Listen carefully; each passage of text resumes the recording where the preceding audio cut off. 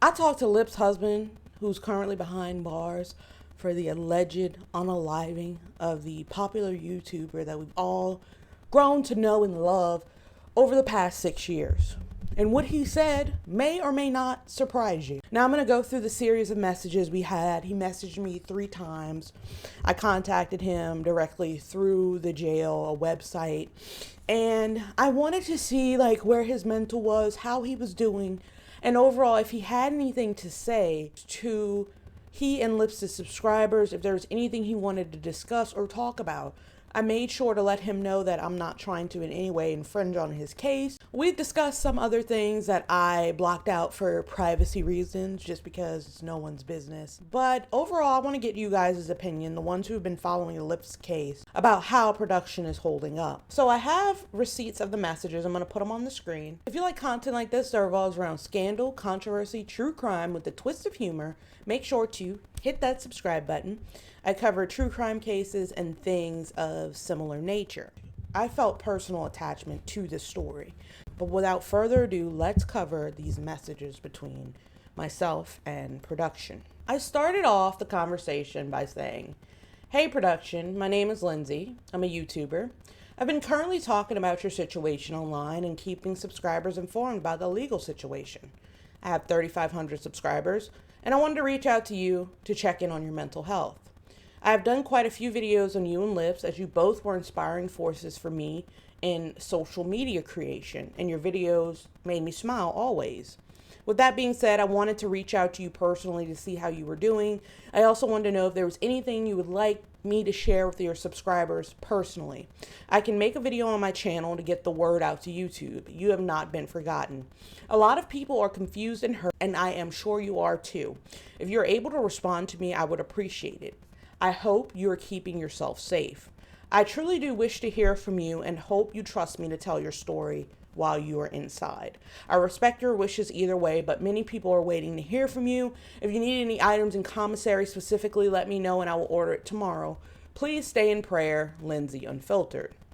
That's what I sent to him originally. I was not sure if I was going to hear back from him, but he did get back to me pretty quickly, okay? And the first thing he said to me was, "Keep going. I want to tell you that you've just started. Keep your head up and stay consistent. I don't want to talk about my case." And I blocked out the next part for our privacy.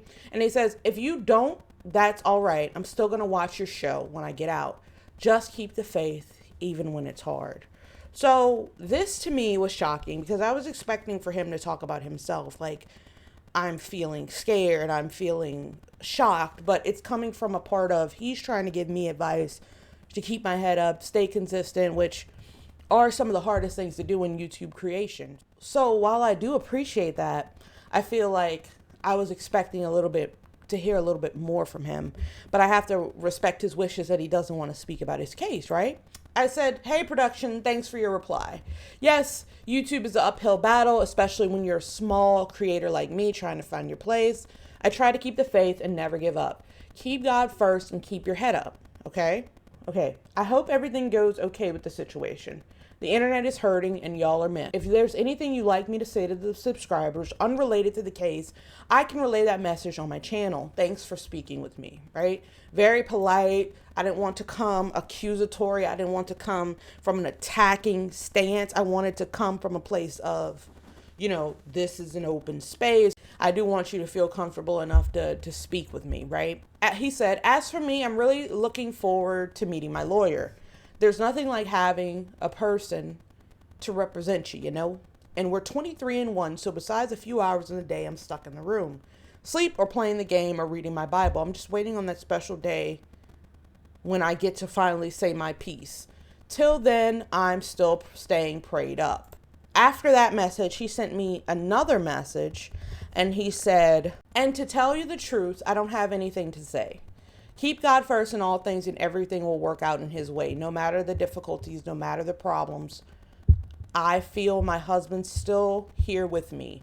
So, just stay prayed up. What's the name of your channel? I'm going to look it up when I get out. I will update everyone that you're in good spirits when I make a video tomorrow. It seems like you're in good spirits. and keeping positive energy. I definitely will let YouTube know because they're extremely worried about you, and you get a chance to explain everything, and I believe the court system will do its work. I've been doing investigative journalism on YouTube for over a year, and I'm at 3.6K subs. Other creators are covering your story too, but I aim to go straight to the source of the facts. Thanks for checking in and staying blessed. So I let production know I'm going to be sharing this with the people on YouTube. The things that I felt were not appropriate to share, I'm not going to share those things. But he feels that he is not guilty. He's waiting for that day he can talk to his lawyer and tell his side of the story. What side is that? We really don't know. He says he feels Lips is still here with him, and he shows a strong relationship with God, reading his Bible, and fully committed to the idea that he is going to get out of this situation. Now, with that being said, he's 23-1, which means production is locked up for 23 hours a day. I do know what jail he's at, and he's probably in a maximum security portion of that jail. I can't speak to that to be true. It seems as if he is in good spirits, which is unbelievable. Because if somebody were to write you a message in jail, me a message in jail, and that's the first correspondence I get from someone. I'm sure he spoke to some creators, but not a lot. Not a lot of people are checking for him, right?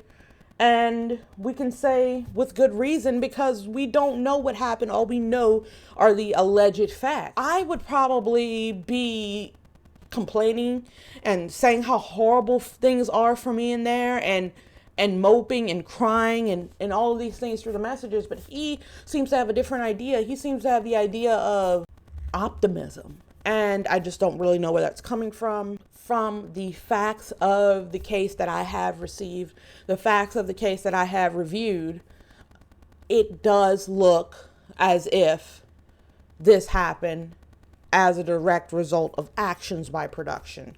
We don't know motive. We don't know what happened a month before, a year before, a week before. We don't know the actual relationship of these two men beyond what we saw on camera, right? So I have my own convictions. You guys have your own convictions, but I do think it is important for the accused as well to be able to speak and give their opinion on the matter. So that's why I reached out to production. This is a developing case. I will stay as close to the case as I can. You guys showed a lot of support to my channel, and I thank you dearly for that. In doing so, you showed support for my investigative journalism skills and everything like that. So I really do thank you guys, and I really do appreciate it. I hope you guys drop your comments down below on what you think about this case, where the hell is this case going, and how you guys are feeling a little over a month and a half since this has happened. I hope you guys have a great rest of your day. This has been Lindsay Unfiltered. Bye now.